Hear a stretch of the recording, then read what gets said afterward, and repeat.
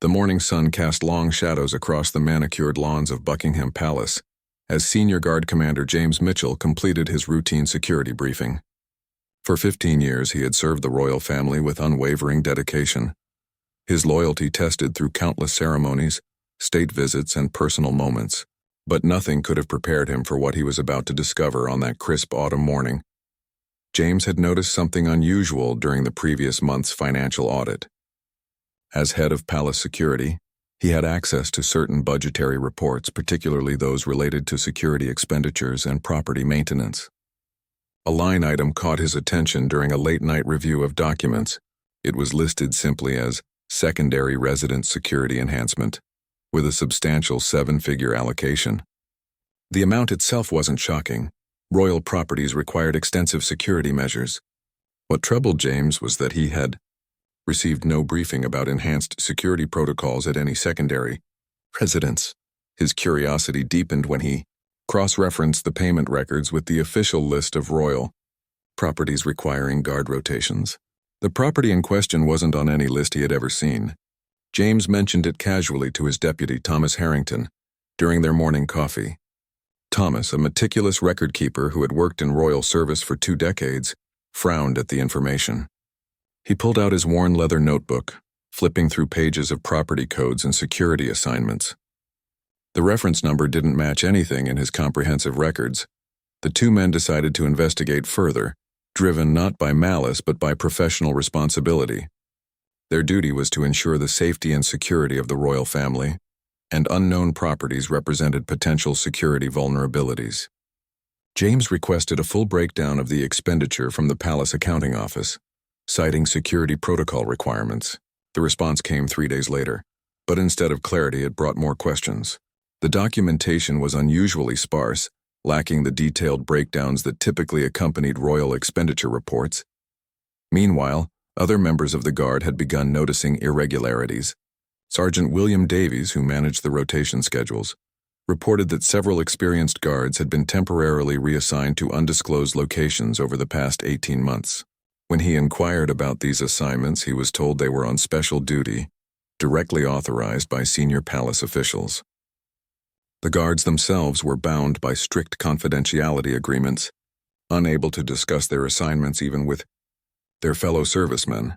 The mystery deepened when James discovered that significant funds from the sovereign grant, public money allocated for official royal duties, had been redirected through a series of complex financial channels. The paper trail led to a property management company that specialized in high-end estate acquisitions and renovations. Public records showed the company had recently completed a major project in the Cotswolds, a picturesque region known for its rolling hills and historic manor houses. James shared his findings with a small group of trusted senior guards during a private meeting in his office. The atmosphere was tense as he laid out the evidence: unexplained expenditures, secret guard assignments, and a mysterious property linked to royal finances. Captain Sarah Thompson, who oversaw the Queen's personal security detail, revealed that she had overheard conversations about Queen Camilla taking frequent private trips to the countryside, often with minimal security presence and no official engagements on the schedule. The guards were facing a difficult situation. Their loyalty to the crown was absolute, but their discovery suggested potential misuse of royal funds. The sovereign grant was public money, intended for official duties and the maintenance of working royal residences. If funds were being diverted for personal purposes without proper authorization or transparency, it represented a serious breach of public trust. The guards understood the weight of their discovery and the potential consequences of taking their concerns further. As days passed, more pieces of the puzzle emerged. A junior guard who had been on one of the mysterious assignments privately approached James after learning of the investigation. Bound by his confidentiality agreement but troubled by what he had witnessed, he carefully chose his words. He described a magnificent estate, recently renovated to the highest standards, where Queen Camilla spent considerable time. The property featured extensive grounds, a fully restored manor house, separate guest cottages, and amenities that suggested permanent residence rather than occasional use. The guard described seeing invoices and work orders during his security duty that indicated millions had been spent on the renovation. Marble imported from Italy, custom furnishings from renowned craftsmen, landscaping that transformed the grounds into a private paradise. The scale and luxury of the project far exceeded what would be appropriate for a simple country retreat. Most concerning was that the property appeared to be registered under a private trust, obscuring its connection to the royal family and the source of its funding. James compiled a comprehensive report, documenting every finding with meticulous detail. The evidence suggested that Queen Camilla had acquired and renovated a substantial private estate, potentially using funds from the sovereign grant intended for official royal purposes. The property had been kept secret from most palace staff and the public, with special security arrangements made outside normal protocols. The financial irregularities pointed to a deliberate effort to conceal the project's true nature and funding source. The senior guards gathered once more to discuss their next steps. The decision before them was momentous. They could bring their findings to palace officials, potentially triggering an internal investigation that could be quietly resolved or buried. Alternatively, they could take their concerns to external authorities, risking their careers but ensuring the matter received proper scrutiny. Some argued for discretion, suggesting they present their findings privately to senior royals.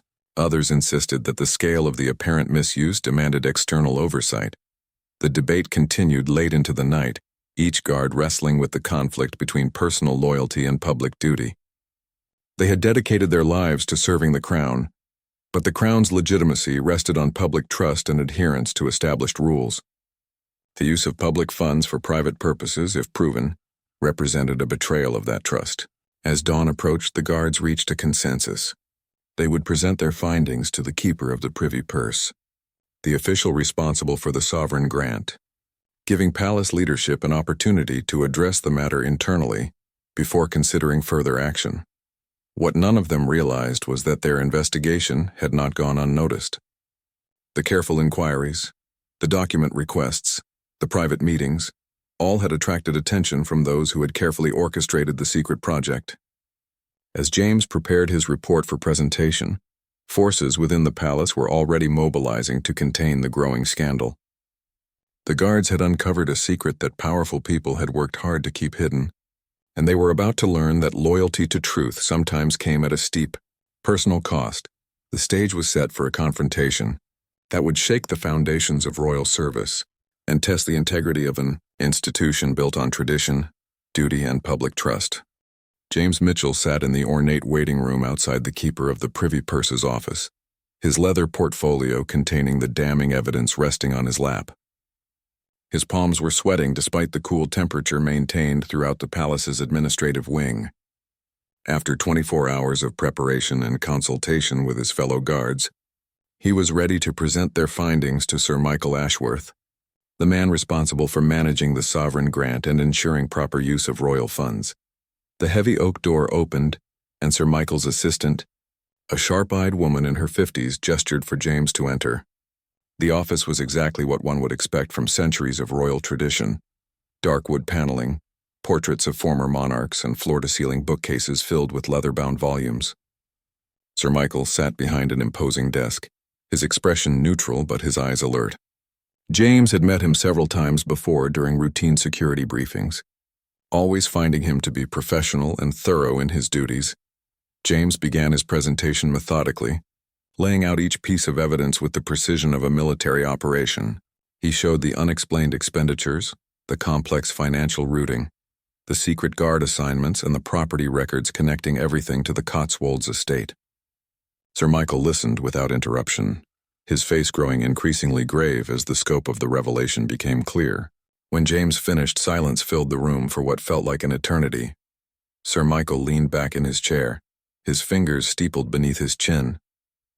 When he finally spoke, his voice was measured but carried an undertone of concern. He admitted that he had been aware of certain expenditures related to the property, but had been assured they were properly authorized and within the scope of legitimate royal use. However, the evidence James presented suggested a far more extensive and problematic situation than he had been led to believe. The scale of the renovation, the secrecy surrounding the project, and the apparent use of sovereign grant funds for what appeared to be a private residence raised serious questions about transparency and proper governance. The Keeper promised a full internal audit and asked James to provide copies of all documentation. However, he also cautioned that the matter was extraordinarily sensitive and could have far-reaching consequences for the monarchy itself. He requested that James and his fellow guards maintain absolute discretion while the investigation proceeded. James agreed, but made clear that if the internal investigation failed to address the concerns adequately, the guards reserved the right to escalate the matter through appropriate channels. Over the following week, the atmosphere within the palace changed noticeably. James and several other senior guards who had been involved in the discovery found themselves subtly marginalized. Meetings they would normally attend were suddenly rescheduled without them. Information they routinely received was delayed or filtered through additional layers of approval. The message was clear: they had become problems that needed to be managed rather than valued members of the royal household. Thomas Harrington was the first to face direct consequences. He was called into a meeting with the deputy master of the household and informed that his services were being reassigned. The explanation was vague, something about reorganizing security protocols and needing fresh perspectives in certain roles.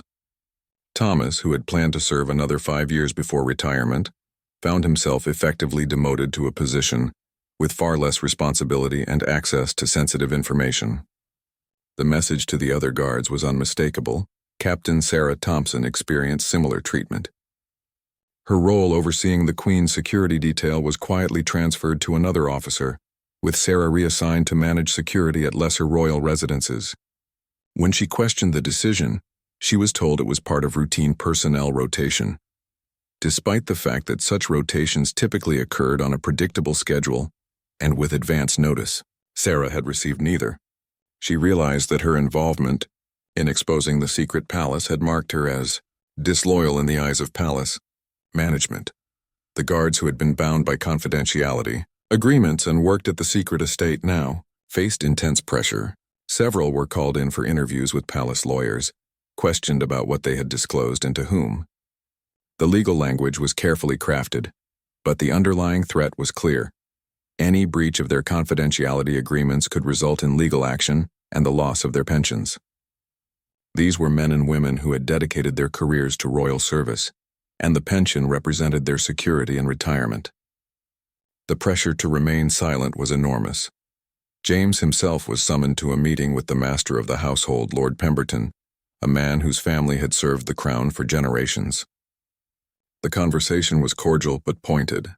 Lord Pemberton acknowledged James's long service and dedication, but expressed disappointment that he had chosen to pursue sensitive matters through formal channels rather than handling them with discretion. He suggested that James had allowed his professional concerns to override his judgment about what was truly in the best interest of the monarchy. The master spoke about the delicate balance between transparency and the need to protect the royal family's privacy. He argued that not every royal expenditure needed to be subject to public scrutiny, and that the guards had overstepped their authority by investigating matters beyond their security responsibilities. James listened respectfully but stood his ground. He explained that as security personnel with access to financial information, they had a duty to question irregularities, especially when those irregularities involved substantial public funds and unknown properties that could represent security vulnerabilities. During this time, James discovered that the internal audit promised by Sir Michael Ashworth was proceeding, but in a highly controlled manner. The auditors were palace insiders, and their terms of reference had been carefully crafted to limit the scope of their investigation. Rather than examining whether the expenditures represented proper use of the sovereign grant, they were focused on whether proper procurement procedures had been followed in the renovation work. It was a subtle but significant distinction that would allow problematic conclusions to be obscured beneath technical compliance. The situation reached a breaking point when Sergeant William Davies, who had first noticed the irregular guard assignments, received a formal reprimand for inappropriate access to personnel records. The charge was technically accurate. William had reviewed assignment schedules beyond his immediate supervisory responsibility, but such cross-referencing had been routine practice for years and had never before been considered problematic. The reprimand was clearly retaliatory, and it terrified other junior guards who might have been considering coming forward with additional information. James called an emergency meeting with the core group of guards who had initiated the investigation. They gathered in a private home rather than anywhere on palace grounds, aware that their activities were now being monitored. The mood was somber as they discussed their options. They had done what they believed was right, but the institutional machinery had turned against them. Their careers were being systematically destroyed, and the internal investigation appeared designed to produce a whitewash rather than genuine accountability. The question before them was stark. Should they take their evidence public, knowing it would end their careers and potentially trigger a constitutional crisis? Or should they accept defeat, take their diminished positions, and hope that their sacrifice had at least prompted some internal reforms? The debate was passionate, with some arguing that they had fulfilled their duty by bringing the matter to palace officials, and that further action would be an act of disloyalty. Others insisted that disloyalty to corrupt practices was actually the highest form of loyalty to the institution and the public trust it depended upon. As they debated, new information arrived that would force their hand. One of the guards still working at the secret palace, troubled by the retaliation against his colleagues, had smuggled out photographs and additional documents. The images showed the extraordinary luxury of the estate: a swimming pool complex, a private cinema, extensive wine cellars, and accommodations that rivaled the finest hotels. The documents included correspondence that made clear the project had been authorized by Queen Camilla personally, with full knowledge that sovereign grant funds were being used for what was essentially a private residence. This evidence changed everything. It was no longer possible to claim misunderstanding or miscommunication. The documents showed deliberate intent to use public money for private benefit, with elaborate measures taken to conceal the true nature of the project. James looked at the faces of his fellow guards, seeing the same realization reflected in their eyes. They had hoped for an explanation that would allow them to maintain their loyalty to the institution while addressing their concerns. Instead, they had proof of what amounted to fraud against the British taxpayer. The decision was made in that moment, though no one spoke it aloud immediately. They would need to find a way to bring this information to public attention, but they would need to do it carefully and through proper channels. James suggested approaching members of Parliament who sat on the committee overseeing royal finances. James Mitchell contacted Robert Harrison, a member of Parliament known for his work on government accountability and fiscal responsibility. Harrison served on the Public Accounts Committee and had previously questioned aspects of royal financing without being hostile to the monarchy itself. The meeting was arranged through an intermediary, taking place in a discreet location away from Westminster and Palace Eyes. James brought Thomas Harrington and Captain Sarah Thompson with him, along with their comprehensive documentation. Robert Harrison listened to their presentation with growing astonishment. As someone familiar with government financial oversight, he immediately grasped the significance of what he was hearing. The sovereign grant was public money, approved by Parliament and subject to certain accountability measures. While the royal family enjoyed considerable latitude in how they used these funds, there were clear principles about distinguishing between official duties and private activities. A secret palace renovation costing millions, concealed through complex financial arrangements and kept hidden from public view, represented a serious breach of these principles. Harrison asked probing questions about their evidence and their motivations. He needed to be certain they were acting in good faith, rather than pursuing personal grievances. The guards explained their professional concerns, the security implications of unknown properties, and their unsuccessful attempts to address the matter through internal channels. They showed him the photographs smuggled from the estate, and the correspondence indicating Queen Camilla's direct involvement in authorizing the expenditures. Harrison recognized that this was potentially the most significant royal financial scandal in decades. The MP explained that going public would trigger a parliamentary inquiry and intense media scrutiny. The guards would face fierce criticism from royal supporters, possibly legal action, and certainly the end of their careers in royal service. Their pensions might be challenged, their reputations attacked, and their personal lives subjected to invasive examination. He wanted them to understand fully what they were initiating. James and his colleagues had already counted these costs.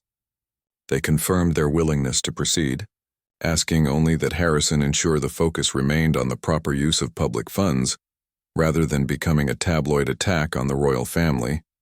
Harrison agreed to raise the matter through parliamentary questions, which would provide some protection under parliamentary privilege while forcing the government to respond officially. He would also share the information with select journalists he trusted to handle the story responsibly. The guards provided him with copies of all their documentation, knowing that once this information entered the public domain, there would be no controlling the narrative. They departed the meeting with a mixture of relief and dread. Having set in motion events that would shake the monarchy within 48 hours, parliamentary questions were tabled asking the government to clarify expenditures from the sovereign grant related to property acquisitions and renovations in the Cotswolds. The questions were carefully worded to avoid specific accusations while making clear that serious concerns had been raised. The palace immediately went into crisis management mode. Press officers scrambled to develop response strategies. Lawyers reviewed potential legal exposures, and senior royals held emergency meetings to discuss how to contain the situation. The palace's initial response was a brief statement acknowledging that Queen Camilla occasionally used a private residence in the countryside for rest and recuperation, which was a legitimate personal need given the demands of her public duties. The statement emphasized that all expenditures had been properly approved and were within the scope of permitted uses of royal funds. This carefully crafted response attempted to minimize the issue while avoiding outright denials that could be contradicted by the evidence the guards possessed. However, the response raised more questions than it answered. If the property was legitimate and properly approved, why had it been kept secret? Why were guards bound by unusual confidentiality agreements? Why had palace officials taken retaliatory action against those who raised questions? The media, sensing a significant story, began digging deeper. Reporters started investigating property records in the Cotswolds, tracking down renovation contractors, and speaking with local residents who might have information about the mysterious estate. James and his fellow guards found themselves at the center of a media storm. Reporters camped outside their homes attempting to secure interviews. Some coverage was supportive, portraying them as whistleblowers acting in the public interest. Other coverage, particularly in traditionally royalist publications, condemned them as disloyal employees betraying their positions of trust. The palace briefed certain journalists that the guards had ulterior motives, suggesting they were disgruntled about being passed over for promotions or harboring personal grievances against palace management. The smear campaign against the guards was sophisticated and relentless. Anonymous palace sources suggested James had been under investigation for security protocol violations. Thomas was portrayed as bitter about his impending retirement. Sarah faced sexist insinuations about her professional competence. The character assassination was designed to discredit the messengers so that the message itself would be dismissed. But the guards had anticipated this response and had prepared themselves mentally for the onslaught. They maintained dignified silence in the face of attacks, letting their documented evidence speak for itself. The breakthrough came when a national newspaper published photographs of the estate alongside documents showing the scale of expenditures. The images revealed a property far more lavish than the palace's characterization of a simple country retreat. The newspaper's investigation had confirmed that over £8 million of sovereign grant money had been directed toward the property's acquisition and renovation. This figure far exceeded what had been reported in official summaries of royal expenditures, raising questions about transparency and royal accounting. Public reaction was swift and largely negative.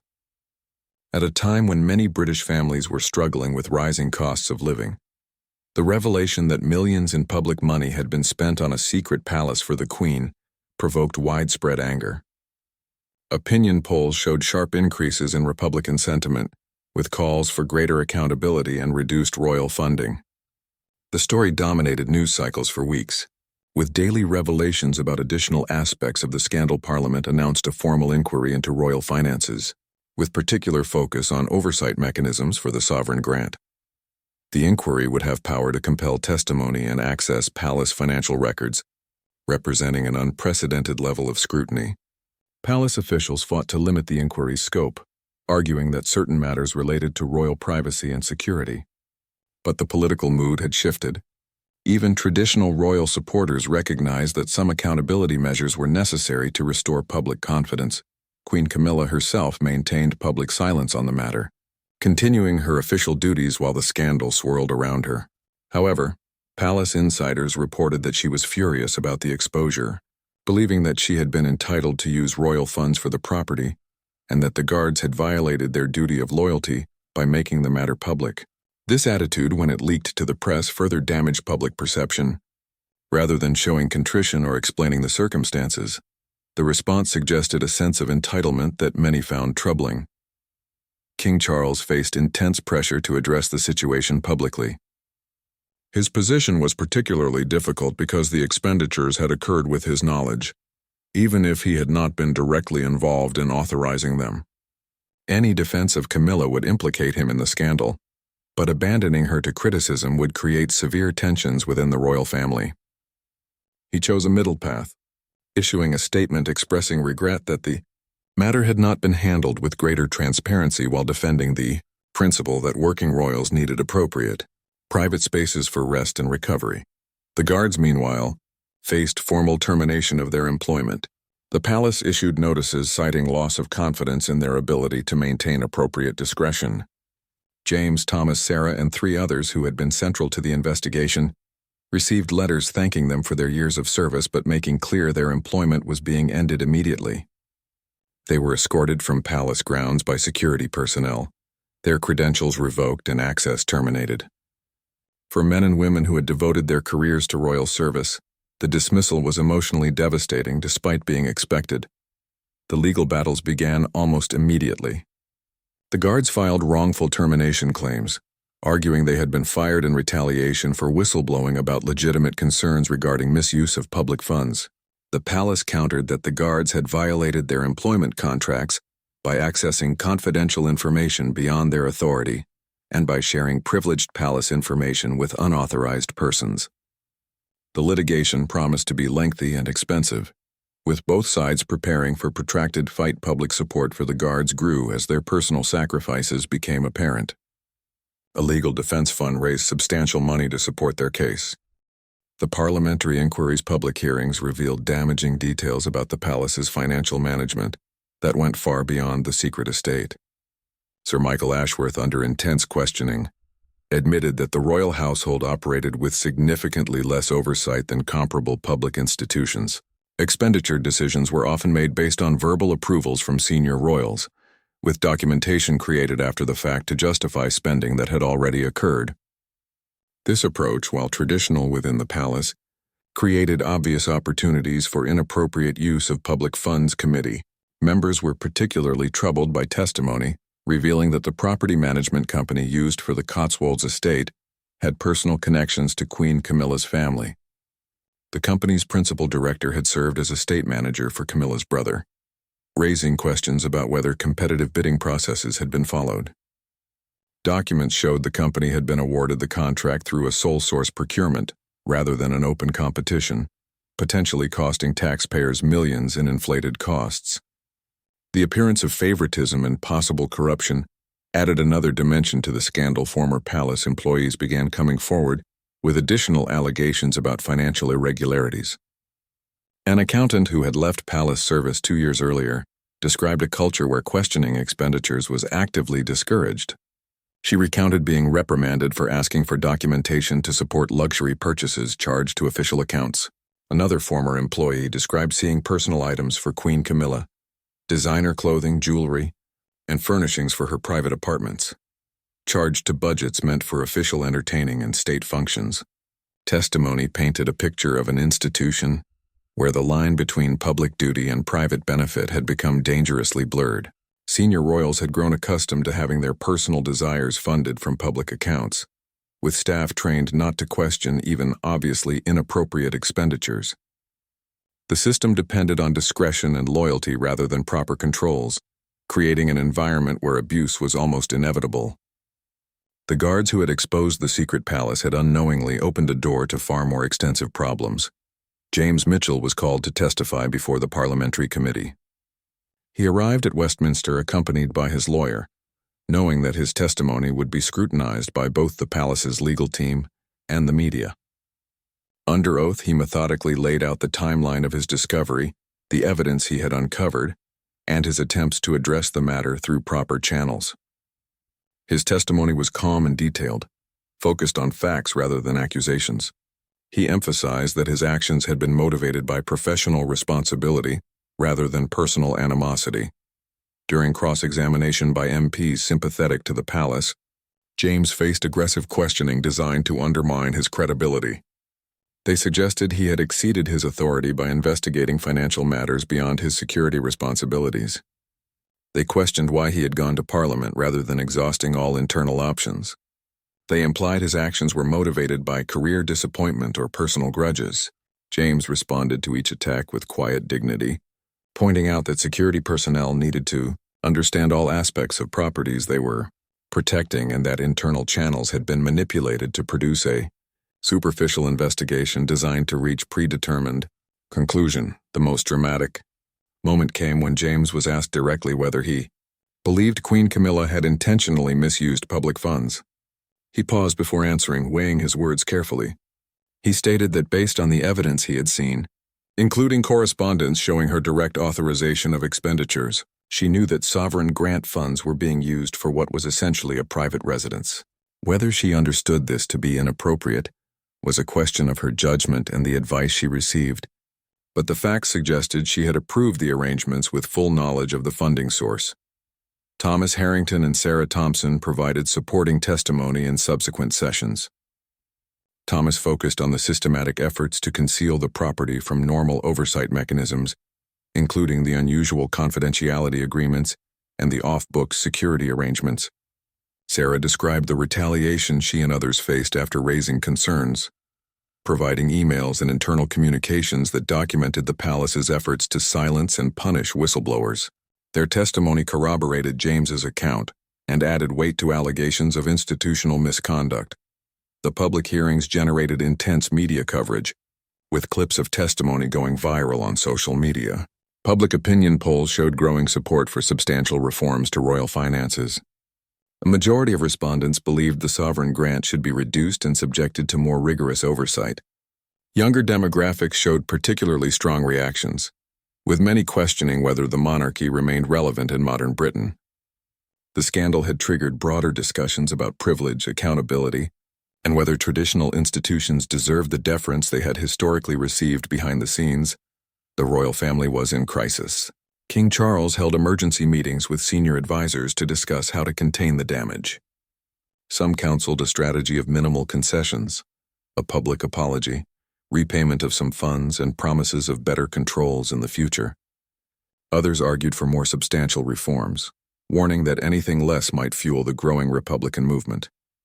The king was torn between protecting his wife and preserving the institution he would eventually lead. Queen Camilla's position became increasingly untenable as the scandal deepened.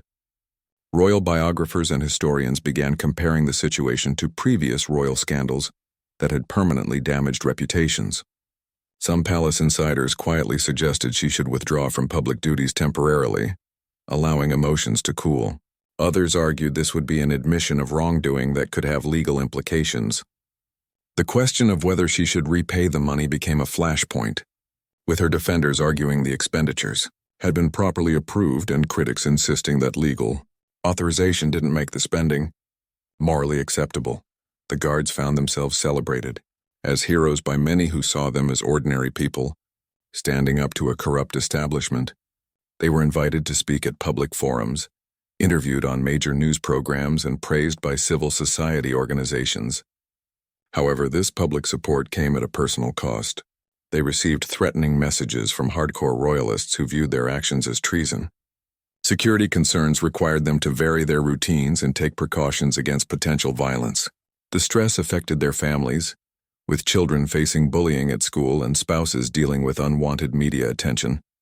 The Parliamentary Inquiry's interim report was scathing. It found that the sovereign grant lacked adequate controls to prevent misuse, that palace financial management fell far short of standards expected in other public institutions, and that the culture within the royal household discouraged appropriate scrutiny of expenditures. Regarding the specific case of the secret estate, the report concluded that public funds had been used inappropriately for what was essentially a private residence, that proper procurement procedures had not been followed, and that the arrangements had been deliberately concealed from normal oversight mechanisms. The report made numerous recommendations for reform. These included requiring detailed public disclosure of all sovereign grant expenditures above a certain threshold, establishing an independent audit function with access to all palace financial records, creating clear guidelines distinguishing between official and private expenses, and implementing whistleblower protections for palace employees who raised legitimate concerns. The recommendations stopped short of calling for criminal investigations, but made clear that serious misconduct had occurred. The government found itself in a difficult position. Ministers were reluctant to antagonize the monarchy, recognizing its symbolic importance and popularity with significant segments of the population. However, they also faced public pressure to demonstrate that no one was above accountability. The Prime Minister announced that the government would implement the inquiry's recommendations and would work with the palace to establish new oversight mechanisms. The sovereign grant would be frozen at its current level for the next 5 years, effectively reducing royal funding in real terms as inflation eroded its value. King Charles issued a formal statement, accepting the inquiry's findings and apologizing for the failings in financial management. He announced that Queen Camilla would repay a portion of the costs associated with the estate, though notably not the full amount. The property itself would be transferred to the Crown estate, bringing it under proper public ownership. He committed to implementing all recommended reforms and to working with the government to restore public confidence. The statement was carefully crafted to express regret while avoiding explicit admission of wrongdoing that might create legal exposure. The Guards' legal battle for wrongful termination continued through the courts. The palace's defense rested on the argument that the Guards had violated their employment contracts by accessing and sharing confidential information. The Guards' lawyers argued they were protected whistleblowers exposing. The wrongful termination case reached the employment tribunal 8 months after the Guards had been dismissed from royal service. The proceedings attracted enormous media attention, with journalists queuing outside the courthouse hours before sessions began. The case had become a test of whether employees could challenge powerful institutions without destroying their lives in the process.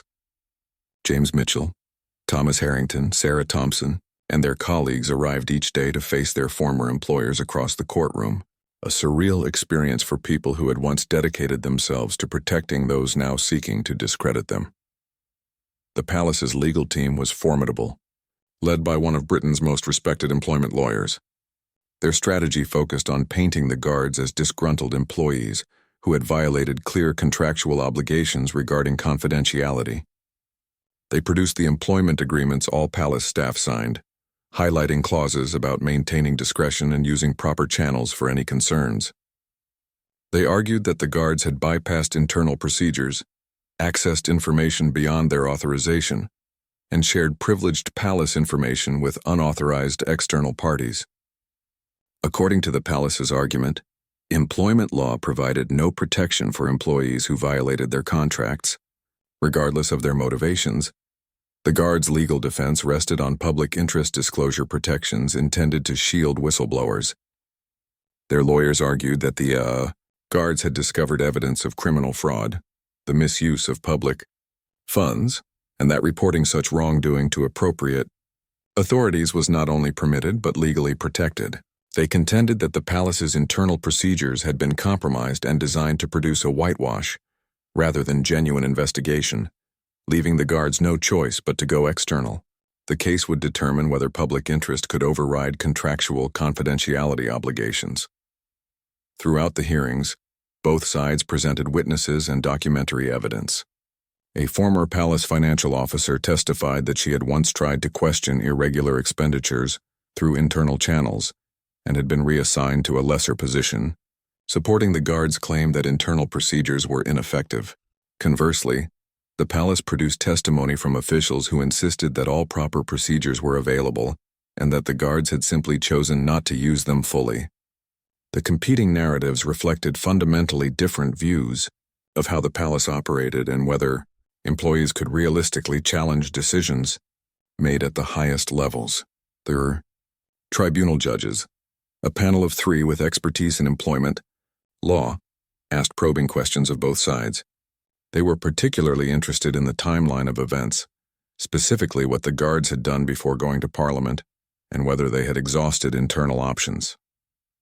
James's testimony was crucial, as he methodically walked through every step they had taken within the palace before deciding to approach external authorities. He produced emails showing his requests for information had been denied or delayed, documented meetings where concerns were dismissed, and demonstrated that the internal audit had been structured to avoid addressing their core concerns. One particularly dramatic moment came when the palace's lead counsel cross-examined James about his motivations. The lawyer suggested that James had been passed over for a promotion shortly before he began investigating the financial irregularities, implying his actions were driven by career disappointment rather than genuine concern. James calmly responded that he had actually been offered a promotion during the investigation, which he had accepted only to have it mysteriously rescinded after he presented his findings to the keeper of the privy purse. This revelation undermined the palace's narrative and suggested their explanation for his dismissal was pretextual. Outside the courthouse, public interest in the case remained intense. Supporters of the guards organized demonstrations, holding signs praising whistleblowers and demanding accountability for misuse of public funds. Counter-protesters, though smaller in number, defended the monarchy and accused the guards of betrayal. The case had become a proxy for larger debates about institutional privilege, the role of the monarchy in modern Britain, and whether ordinary employees could challenge powerful entities without being crushed. Meanwhile, the reforms promised in the wake of the scandal were being implemented. Though critics questioned their adequacy, the palace had established a new audit committee with some external members, but these outsiders were carefully selected establishment figures unlikely to challenge royal prerogatives aggressively. Enhanced financial reporting requirements had been introduced, but with numerous exceptions for matters deemed to involve security or privacy. The reforms looked impressive on paper but contained enough loopholes and limitations to preserve substantial discretion for royal household management. The sovereign grant freeze was having real effects on palace operations. Staff positions were being eliminated, some properties were being closed to reduce maintenance costs, and there was general belt-tightening throughout the royal household. Palace officials briefed sympathetic journalists that the financial constraints were hampering the royal family's ability to fulfill their official duties effectively.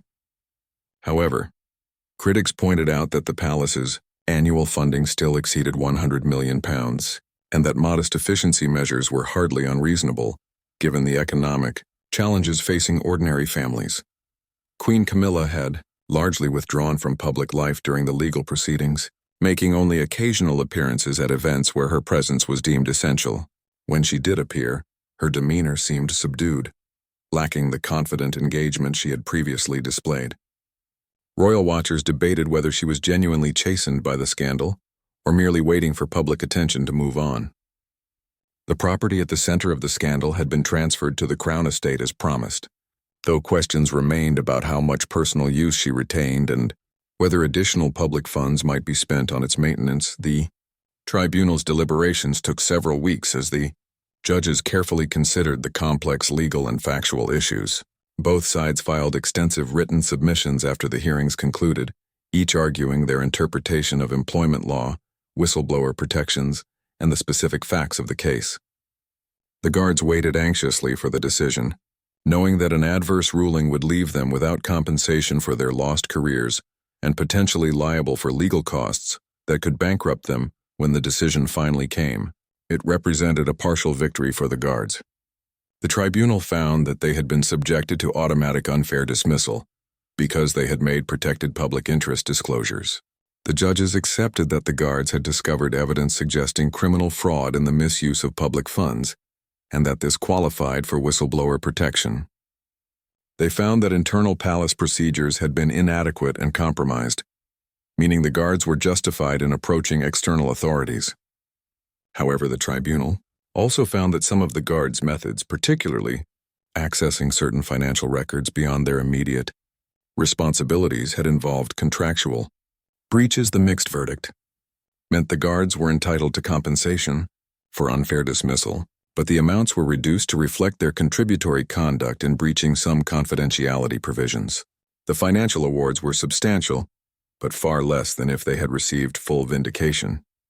More importantly, the ruling established legal precedent that palace employees could invoke whistleblower protections when exposing serious wrongdoing, even if this meant going outside internal channels.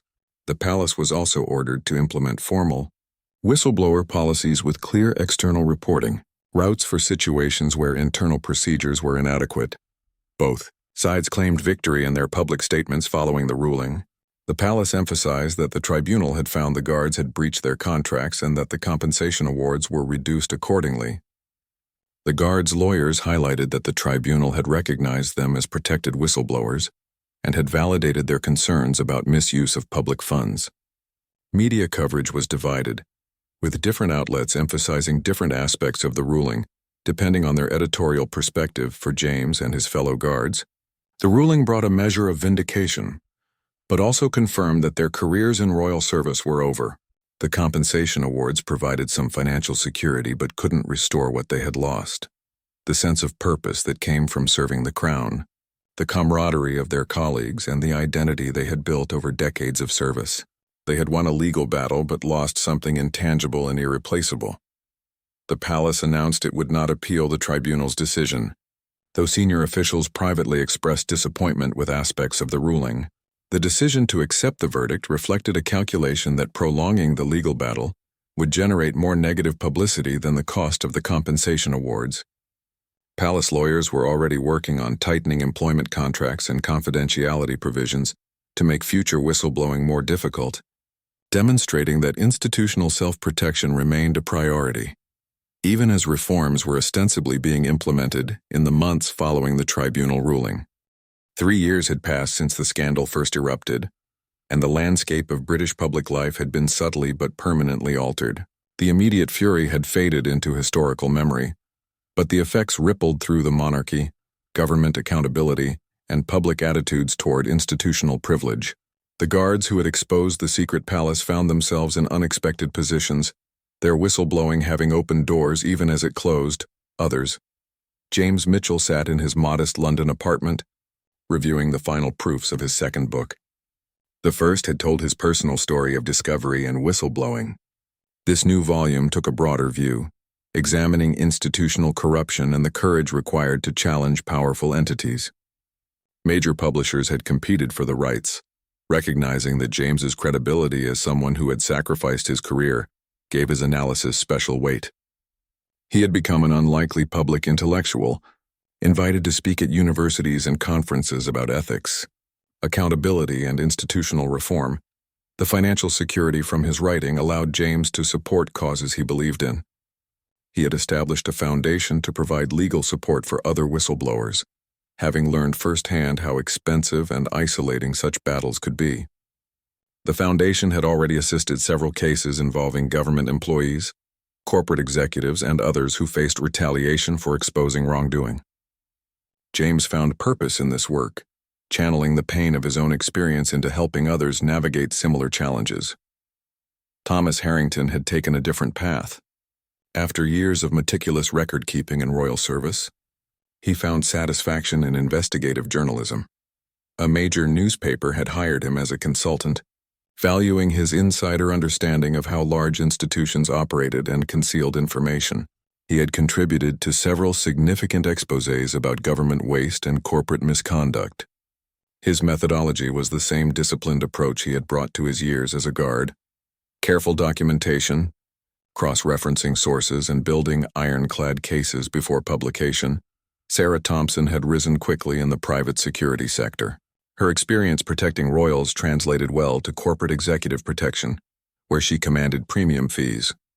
More significantly, she had become a leading voice on security culture and ethics. She delivered training programs emphasizing that security professionals had responsibilities beyond simply following orders. They needed to question activities that might compromise safety or involve them in wrongdoing. Her message resonated in an era where corporate scandals regularly involved security personnel who had looked the other way. The 3 former guards remained close, meeting regularly to maintain the friendship forged during their ordeal. They sometimes laughed about the absurdity of having become inadvertent celebrities for doing what they considered simple duty. But they also supported each other through the lingering effects of their experience. The stress had taken its toll. James struggled with insomnia. Thomas experienced anxiety in formal settings, and Sarah occasionally had nightmares about the confrontations during the scandal. They understood each other's struggles in ways that others couldn't. Within the palace, the scandal had created lasting divisions.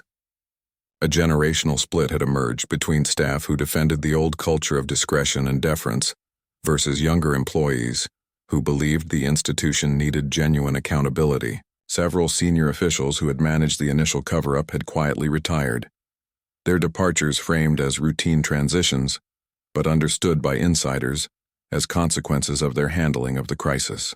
New leadership brought fresh perspectives. Though cynics questioned whether fundamental cultures could truly change, the reforms implemented after the scandal had proven more substantial than some critics initially expected. The Independent Audit Committee, despite being composed of establishment figures, had demonstrated surprising willingness to ask difficult questions. Its annual reports highlighted areas of concern and made recommendations that the palace couldn't simply ignore without inviting renewed criticism. Financial reporting had improved, with detailed public disclosure of major expenditures becoming routine. The changes weren't revolutionary, but they represented meaningful progress toward greater transparency. Queen Camilla's public image had never fully recovered. Opinion polls consistently showed she remained less popular than other senior royals, with many viewing her as a symbol of royal entitlement and excess. She continued her official duties with professionalism, but there was a guardedness to her public persona that hadn't existed before the scandal. Royal watchers noted that she avoided situations that might invite questions about finances or privilege, and her public remarks carefully emphasized service and duty, rather than the benefits of royal position. King Charles faced his own reckoning with the scandal's legacy. He had ascended to the throne carrying the weight of the controversy, with commentators regularly referencing the secret palace scandal when discussing his reign. He responded by emphasizing a stripped-down monarchy focused on essential functions, reducing the number of working royals and cutting costs where possible. Whether this represented genuine commitment to reform or merely pragmatic response to public pressure remained debatable, but the direction was unmistakable. The days of unquestioned privilege were over. The political landscape had shifted as well. The scandal had energized Republican movements, which gained membership and public support. While Britain remained firmly a constitutional monarchy, polling showed increasing numbers, particularly among younger demographics, questioning whether the institution remained relevant. No mainstream political party advocated abolishing the monarchy, but discussions about reducing its role and funding became acceptable in ways they hadn't been previously. The Guards' exposure of financial misconduct had opened space for broader conversations about institutional privilege. Parliament had passed whistleblower protection legislation partly inspired by the Guards' case. The law created clearer protections for public sector employees who exposed wrongdoing, established independent review mechanisms for retaliation complaints, and provided some financial support for whistleblowers facing legal challenges. The legislation wasn't perfect. Corporate lobbyists had weakened some provisions, but it represented progress. James had testified during the legislative process, his personal story making abstract legal principles concrete and compelling. The secret palace itself had become a curious tourist attraction. Now officially part of the Crown Estate and occasionally open for public tours, it drew visitors intrigued by its role in the scandal. Tour guides navigated the delicate task of presenting its architectural and historical significance while acknowledging the controversy surrounding its creation. The revenue from tours exceeded expectations, with the property becoming profitable in ways that partly justified its existence, though critics noted this outcome didn't retroactively excuse its problematic origins. Some of the junior guards who had been bound by confidentiality agreements and threatened with legal action had gradually come forward with their own stories. Published interviews and memoirs revealed a workplace culture where questioning decisions was punished, where loyalty meant silence, and where personal advancement required complicity in arrangements everyone knew were problematic. These accounts validated what James and his colleagues had experienced and demonstrated that the problems went beyond a single property or expenditure. Academic researchers had begun studying the scandal as a case study in institutional ethics and whistleblowing. Universities incorporated it into courses on public administration, business ethics, and organizational behavior. The complexity of the situation, the conflict between personal loyalty and public duty, the courage required to challenge powerful institutions, the personal cost of principled action, made it rich material for analysis. James occasionally guest lectured in these courses, finding it meaningful that future leaders were learning from his experience. The guards who had initiated the exposure occasionally reflected on alternative paths they might have taken. If they had remained silent, they would have retired with honors, full pensions, and the satisfaction of careers well served. Their families would have been spared stress and public scrutiny, but they also would have been complicit in financial misconduct, carrying the knowledge of wrongdoing they had chosen to ignore. They agreed in their reflective moments that they would make the same choice again, even knowing the cost. For James, the most meaningful moment came during a chance encounter at a London train station. A young woman approached him, explaining she was a government employee who had discovered evidence of fraud in her agency. She had been wrestling with whether to report it, terrified of the consequences but troubled by remaining silent. James's story had inspired her to come forward, and she wanted to thank him. Her fraud report had led to an investigation, reforms in her agency, and yes, some professional difficulties for her. But she had no regrets. That encounter crystallized for James why their sacrifice had been worthwhile. They hadn't just exposed one scandal or reformed one institution. They had demonstrated that ordinary people could challenge corruption in high places and survive. They had shown that institutional power, while formidable, wasn't invincible.